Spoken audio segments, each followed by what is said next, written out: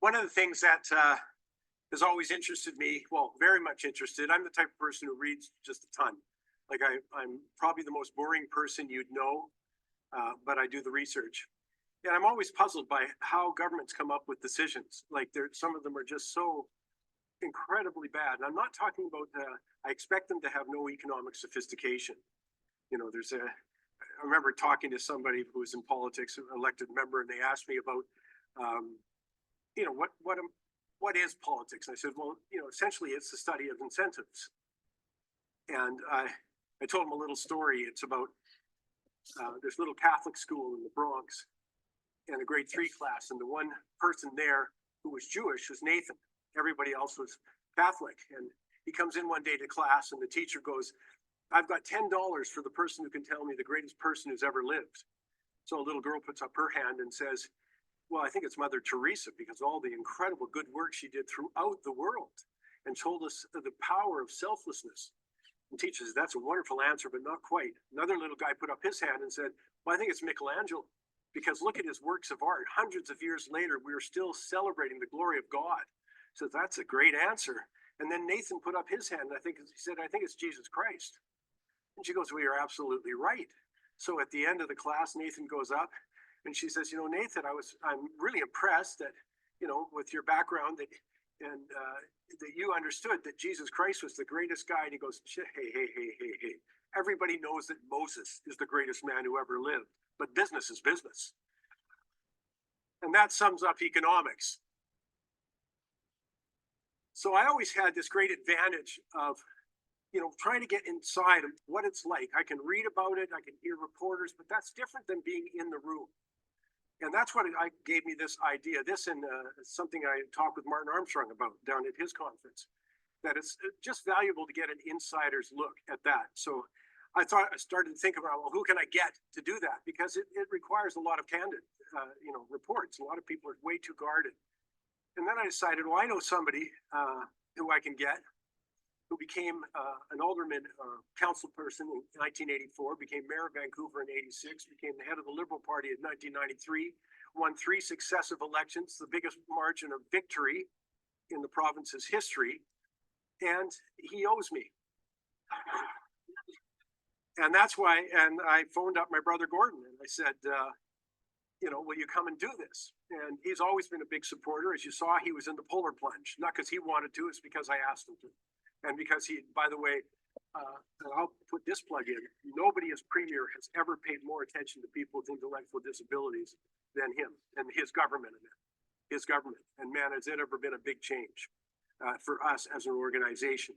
And so I always appreciated that. So he kind enough said, okay, well, tell me what you want to do. And I said, I just want to talk about what it's like to be in the room. You've got stories about how our tax dollars are managed, how decisions are made. You've done it at all 3 levels of government. You've been commissioned to do studies. I failed to mention that he then became High Commissioner to the UK. And I'm going to start with a story about that to give you insight into what it's like in the room. So please give a warm welcome to Gordon Campbell.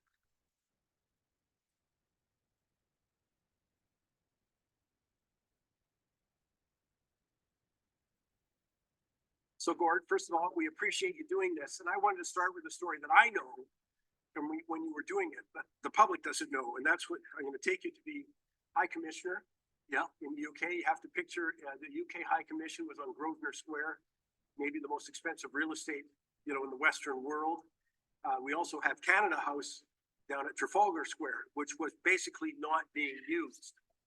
So Gord, you had a proposal because his background was all in real estate development. So he understood this stuff very, very well. And you made a recommendation. So take us from there. Okay, well, let me just give you the quick story. I was asked to be the High Commissioner by Prime Minister Harper. I said, sure. So I'm going to London as a High Commissioner. Now, if any of you know about being in politics, I wouldn't say anyone would said I was one of the great diplomats of all time. So I just want to be clear about that. But I didn't know how to, you know, take something forward. The Prime Minister said before I went, he said, tell me what to do with Canada House. The Minister of Foreign Affairs, John Baird, said before I went, tell us what to do with Canada House. Now, this is in 2011. The government had started thinking about what to do with Canada House in the 1990s. I got there in 2011. I said to the staff people there, and I should be really clear about this. People that work in government there's lots of great people in government. They're really, really bad systems in government. They don't work anymore. And we all live with the consequences of that. Here's just one example. So I get to London and I do a quick tour around London in a red bus because I figure my friends are going to know I'm in London. I better tell them I've seen everything. We're coming up to Trafalgar Square and the bus driver says, and on our right, there's Canada House. Not a flag. I said that the guys there worked. Why isn't there at least a flag on Canada House? Well, we were doing a renovation for the Olympics in 2012 and the contractor didn't want a flag. I said, well, hold it. It's Canada House. We should have a flag there so people know that it's there. Anyways, carry on. And I say to the staff, the people there, what are you thinking of doing? Well, we're going to buy this building over here. We're going to tear it down. We're going to then rebuild the building. We're going to put the official residence on top of it. We're then going to sell the official residence in Grosvenor Square. And I said, but what are you doing with Canada House? They said, oh, we can't do that. Why? It's too small. So here's the first thing I asked. How do you make it bigger? There's no way we can make it bigger. Well, can you build? No, it's a heritage building, can't make it bigger. I said, why don't we buy the building right next door to it? It was built by Sun Life of Canada in the 1920s. It was the headquarters for the Canadian Armed Services in the Second World War. It fits perfectly. Why don't we build that? Can't do that. Why can't we buy that? Well, because the people that own it will never sell. I said, get me a meeting with them. So we got a meeting with them finally after asking and asking and asking. He said, don't waste your time, High Commissioner. I say, no, get me a meeting. Two choices. You get me a meeting or I'll get me a meeting, but I'm having a meeting. Go to the meeting. I explain why Canada House is important to Canada. And the guy looks at me and says, I'm sorry, but we don't sell. I say, I know you don't sell, but this is the only building that will work for us in Canada. It's critical to Canada and the United Kingdom, to the relationship, building it, strengthening it. It's really important. We'll keep you whole. We'll decide what the value of the building is. We'll put them together. This can work.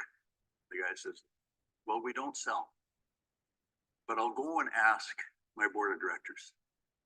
He goes and asks his board of directors. Sitting on his board of directors is a guy that's worked with me when I was mayor of Vancouver, has visited me a number of times when I was premier of the province, asking such questions as what is Saskatchewan anyways, things of that nature.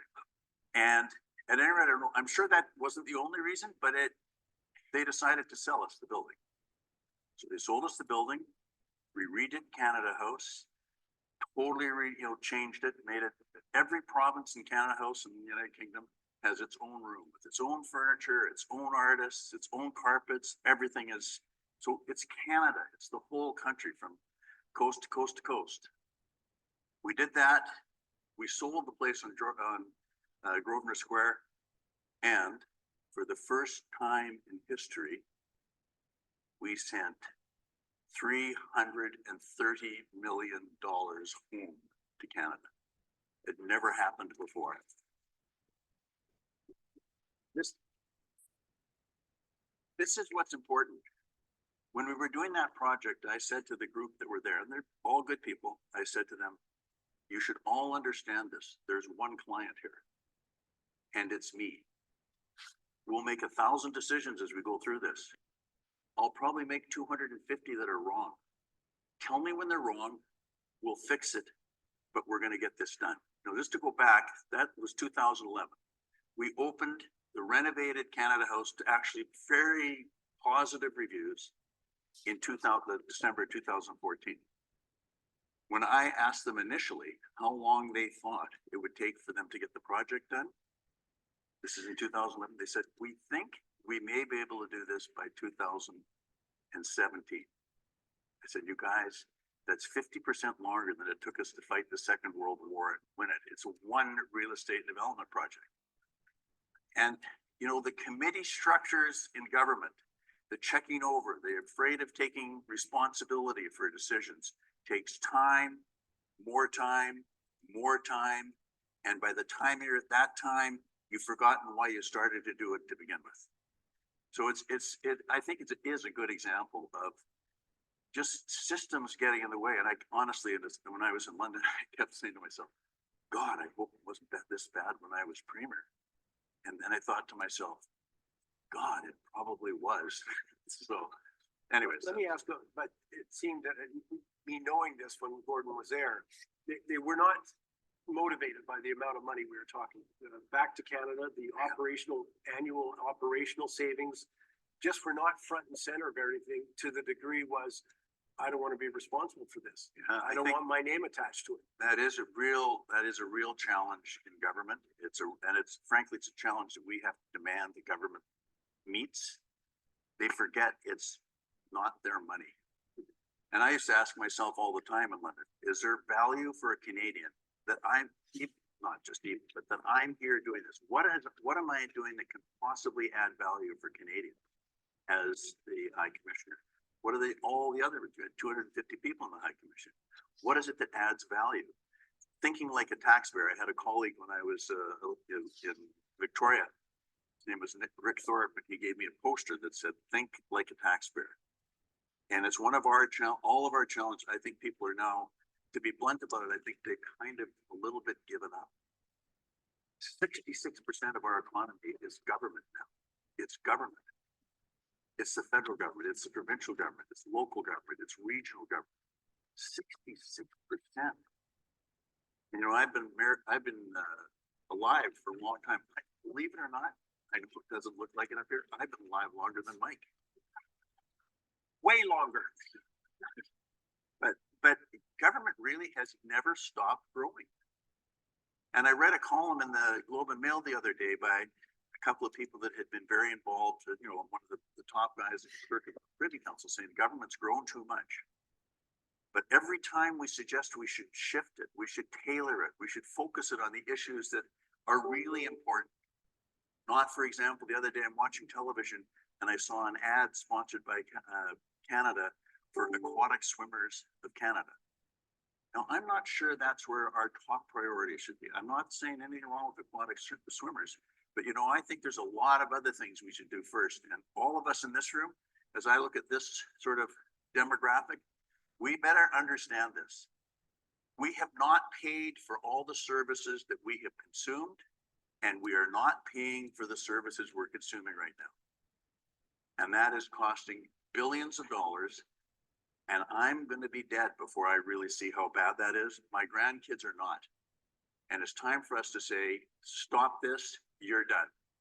And bluntly put, we have to say that to all of our politicians.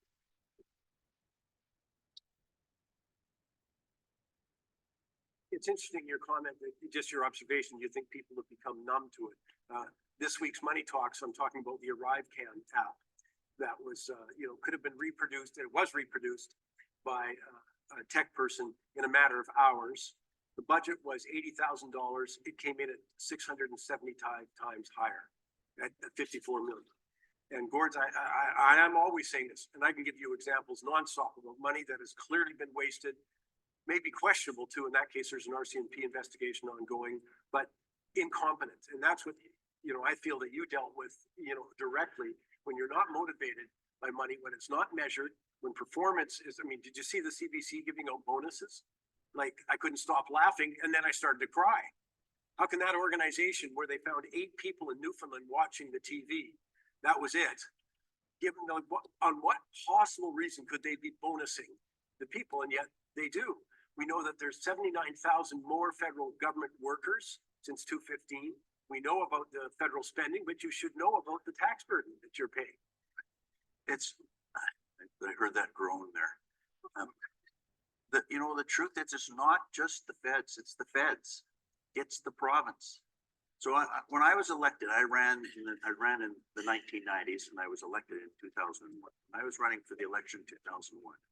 I said to the public, you guys who I was open to support, I said, if I am elected, there's going to be a major personal income tax cut.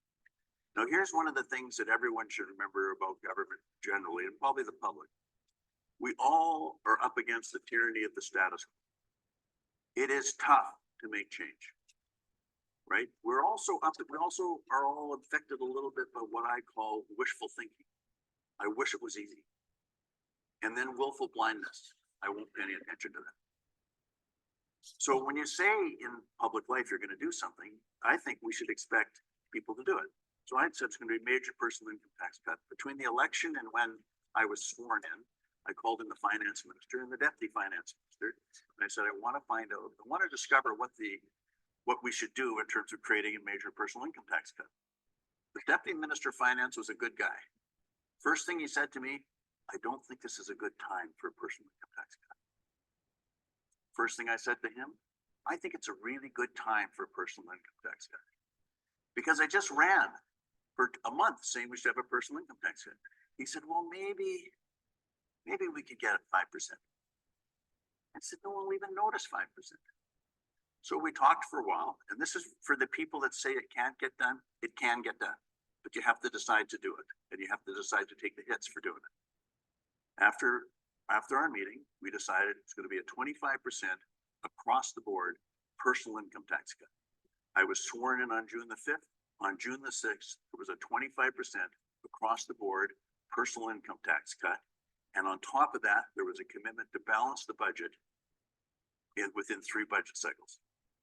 So I can tell you, I experienced the thrill of people getting a 25% across the board. Very popular, very, very popular.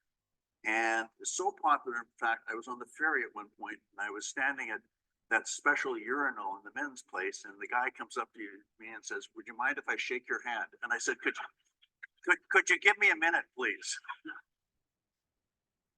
Not so popular the next year when we were dealing with the costs of government. There are things government doesn't have to do. And you have to say, we got to stop doing those because we have to keep the money for the important things, right?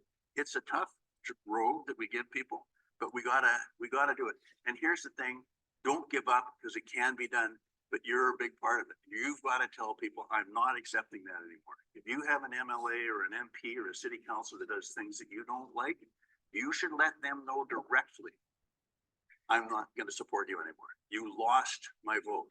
Now, everyone in public life is told when you're going to lose a vote, but I can tell you, when you say you've lost my vote and I'm going to work to elect somebody else, that makes a difference.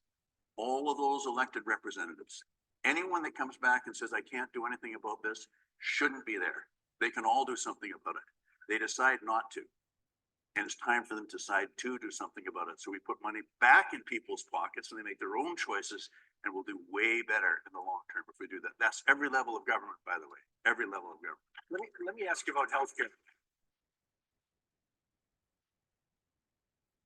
What we've been chronicling on healthcare is, increasingly dismal results, whether we're talking about wait times, whether you're to see an emergency room doctor. This is all quantified now, and obvious. Also, I want to know what it's like in dealing with the federal government. I mean, we lost 17,032 people in a year waiting for scans or treatment. Take a longer period of time, that number grows by another year, it's 36,000. I was always mistaken. I thought that would have been important to people. But the system is more important. No, I'm never talking about the people in it. I'm talking about the system all the time. So you were there. You tried to make some changes. I'm just saying, what does that conversation even look like? I mean, if I went in there and said, guys, 17,000, doesn't that kind of give us a hint we want to change something? And their answer would be no. And that's the facts speak for themselves. I think unfortunately federally they're driven by ideology, not by thought. And there's an old expression which is the dogmas of the quiet past are inadequate for the stormy present. Our occasion is piled high with difficulty. We should rise to the occasion. As our case is new, so listen to this. As our case is new, so we should think anew. We should act anew. And then we will save our country. Well, we'd save our healthcare if we'd start thinking about what healthcare is. Not talking about what it's about, thinking about what it's about. It is not about having 17,000 people die on the wait lists for things that they could have been dealt with earlier. It's not about making people, it's not about in British Columbia, them saying, we can't have any diagnostics from private clinics for cancer in BC. What we'll do is we'll take them and we'll pay for people in Washington to do the diagnosis for cancer services. This is stupid. It is stupid. You know what we have to do? get our heads out of, we have to get our heads out of left wing and right wing. And we have to start thinking about this. Say this to this group. We have to start thinking there's two polarities, smart and stupid. And we should be driving towards smart if we possibly can. And I want to tell you a secret. I told Mike I would tell all of you guys a secret, and don't tell anybody else. You don't get any smarter when you get elected. In fact, the evidence is in the other direction. So we really have to start asking ourselves. So what the feds would say to us is, we won't send you money if you don't do what we say. So you should all remember this. That's your money. You know, about 40 to 50% of every tax dollar you spend provincially is for healthcare. They still need to have it supplemented by the feds. I'll just give one little quick speech here. It's time for us to look at our constitution and get some accountability built into it. Joint accountability is no accountability. Do you know who's responsible for housing? Is it Trudeau who was responsible for it in 16 or not responsible for it in 23, or Eby who's responsible for it but wasn't? Or is it the mayor of Vancouver, the mayor of Prince George or Kamloops? All these fingers pointing at one another are wasting your time, wasting your money, and not delivering the product. So we have to change. We have to change our healthcare system to take care of people when they need the care. Not one government in Canada is meeting their own objectives on healthcare. Their own statement of time of how quickly people have to be cared for on wait lists. It was done by all of the professions, and we don't meet those. And so thousands and thousands have died. Thousands and thousands leave Canada. When they tell you that we're one of the more accessible systems in the world, that is simply not true. I can tell you, if you live in Clinton in British Columbia, your healthcare quality is significantly lower than in Vancouver. The kind of services you get is different. So we have to set our goals. We have to demand that they're met, and we have to get rid of, well, what I think is just stupid policy that's really doing serious damage to people in healthcare. That would be what I would say to people. And you have to get feds out of the way. Mike, I was listening to Money Talks. You know, I'm a big Money Talks listener myself. Listening to Money Talks last week, and Mike had someone on about housing. He said, well, I think the feds have got it right. I thought that guy who normally was really good was totally wrong. The feds should stay out of housing.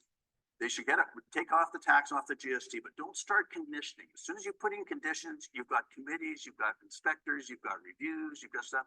Here's the thing. How many of you think we have an affordable housing problem in Canada? Any of you? Well, all of you are well housed then. But you know what affordable housing is? It's housing that costs less money. In Vancouver, I think Ozzy put this up, but it's something like this. In Vancouver, the average price, a home that's $1 million in Vancouver, $300,000 of that cost is the government. The same government that tells you how worried they are about affordable housing. I think there's more people who can afford a $700,000 home than $1 million home.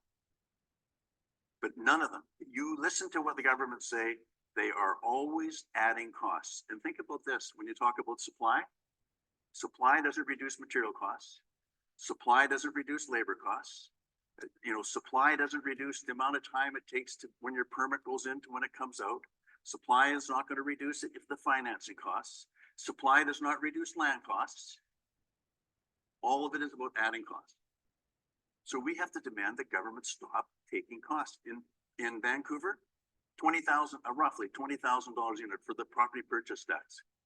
Property purchase tax was done. You know why it was done? Was it done to help housing? Was it done to help the homelessness?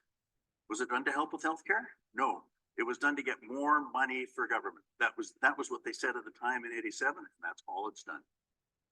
So it's time for us to demand, I know it's tough, but it's time for us to demand of our governments that they start responding to our needs and our values and delivering the services we pay for, as opposed to not delivering the services we pay for. Let me ask you about why change is so difficult.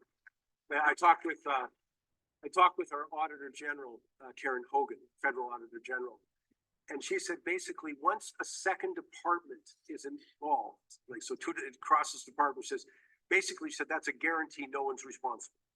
You know, and so, as you just pointed out, no one's responsible really for housing, they just talk about it. There's so many examples of that. Clearly, no one feels, I mean, wouldn't it be great if we could hold someone directly responsible for 26,000 people dying in a 2.5 year period waiting for treatment? I bet something will change. You know, or glibly mention the performance bonuses at the CBC. My favorite was the performance bonuses for the Phoenix Pay System, which we're still paying for. Performance, it should have been jail time, you know? So I'm just wondering, what is that the level of why it's so difficult to change? Are there other obstacles?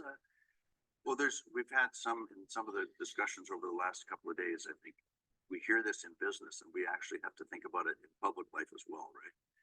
But, you know, when you think about performance, unless you demand it, you don't get it. So we have to demand it. And that takes time and it takes effort. It's like when they say, look at, I think it was Joseph last night was saying, just look at all these, have the discussion with people and see what you want, and then, you know, invest if you feel like investing or not. That's kind of what we have to do more in government. So if I ask this group, how many of you would ever think of running for office? If you stand up if you do. Exactly. Oh, good. Good for you. Okay, one. Oh, two. One, two. And one's young. We're younger. Sorry. Three. Well, it's important that we have to have people that run. It's important that we support good people when they run, all of those sorts of things. I think that's critical. But, you know, we should, you know, ask ourselves some fundamental questions that tyranny of the status quo or the dogmas of the quiet plans. Do you know that in Canada, how much money government is paying the media? How much of your money is going to the media? Billions of dollars. And do you think that doesn't have an impact on the media and the messages that the media send out to you? Billions of dollars. Now, if this was in, let me pick a Uruguay, and we heard the government was paying to support the media, and there was somehow or other, there was a filter that was at work, the public never got the messages that are there. Do you think that, what would we think? We think, oh, those poor Uruguayans. What about Canadians? What about telling Canadians what's happening in healthcare and asking them if it's okay? What about telling them the truth about housing? What about talking, you know, bluntly about what's taking place in climate? The Canadian government's climate strategy has achieved zero and has cost billions. Now, I'll give you one quick example of this. Natural gas has between 50 and 60% lower carbon emissions than coal. Our government in Canada decided, well, we're not going to be exporting our natural gas. We have tons of natural gas. We have tons of uranium. We have all of the minerals that are required to make the transmission lines, to get the energy from where we want it to where it's going to be. And we can reduce global emissions by making our natural gas available. Now, why do I say that? Because we're talking about one atmosphere. And if we don't get our natural gas to China or to India or to Korea or to Germany or to Western Europe, if we don't get our natural gas through, you know what they're doing? Coal. Why does that make sense? Smart or stupid? Let's strive for smart, because in smart, you make billions of dollars, you've taken billions of dollars in revenue to help support, to help pay down billions of dollars in debt that we've got, and you reduce emissions. Good for the environment, good for the economy. That's smart in my mind. Give me 1 minute on the media, your personal experience. I mean, obviously politicians and the media never get along if the media is not singing your agenda. But just your experience, like as someone on the inside. I think, let me ask this question a different way. Have any of you ever read a story in the newspapers or seen a story about something that you have specific personal knowledge of? And how often did they get it correct? That's the same thing in public life. I don't mind if the media has different opinions. I think we should recognize the media's changed dramatically since, I mean, I was elected first in like a quarter century ago, right? Media's changed dramatically. The media today, to me, is about clickbait. It's not about information. It's not about research. It's not about public, the public good. I'd say there's very little in terms of the public good in the media, because if there was, we'd be asking questions. We'd be asking questions about all of these. We'd be asking questions about education, questions about healthcare. Are they accomplishing the goals and objectives? Have you set the goals and objectives? Who is responsible for the goals and objectives? That's what the media would be doing. It's a business, and it's a click business right now. So I think there's lots of gossip in the media. I mean, really, do we really care about Travis Kelce? Because it was our big prediction last year, yes, but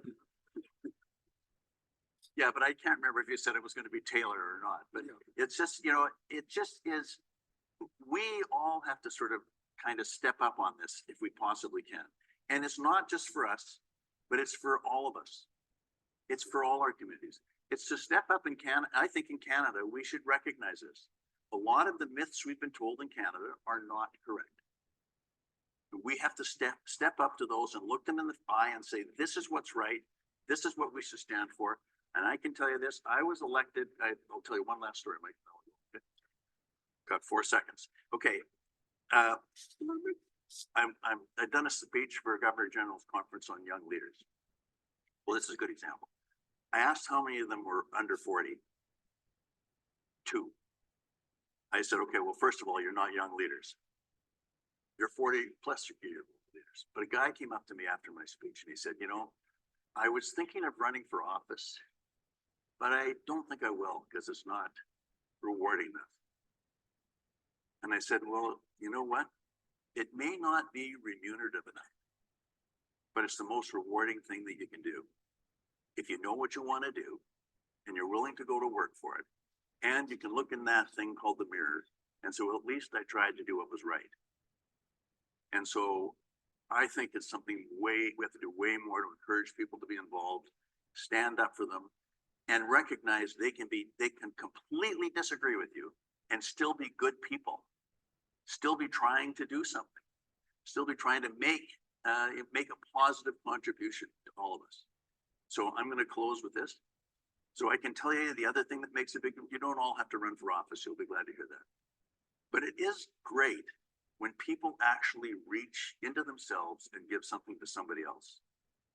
And so when Mike talks about the Special Olympics, I hope you'll think about that. All of the volunteers at the Special Olympics, that they make those people's lives special. It makes them realize that they're important and gives them a voice. What we have to do in our public life is reestablish public voices, is give people a chance to contribute and make a better world for other people, not just for ourselves.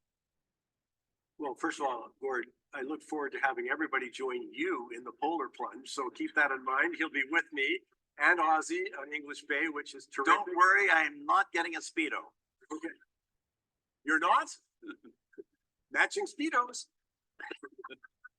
with Wes Craven doing a horror film about that.